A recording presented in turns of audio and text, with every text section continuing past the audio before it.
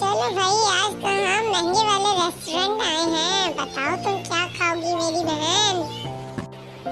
मैं तो बहुत सारी चीजें खाऊंगी। सबसे पहले तो कोई शेक या कुछ पिला दे।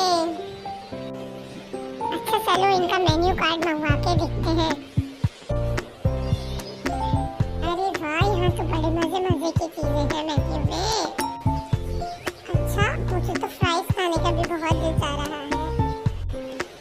अरे लेकिन इनके फ्राइज, एक फ्राइज ही इनके 1000 रुपए के हैं। मेरे पास तो सिर्फ 500 रुपए हैं। 1000 रुपए के फ्राइज? ये कौन से आलू से फ्राइज बनाते हैं? अरे आलू आलू नहीं, ये तो जगह के पैसे ले रहे हैं हमसे। ये जो इन्होंने इतना शानदार होटल बनाया है अपना। लेकिन अब क्या करें भाई, हमारे पास तो इतने पैसे ही नहीं।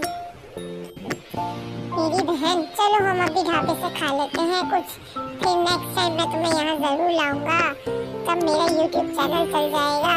आप लोग प्लीज जरूर लाइक, सब्सक्राइब और शेयर करें, ताकि मैं अपनी बहन को इस अच्छे रेस्टोरेंट में लाके खाना खिला सकूं।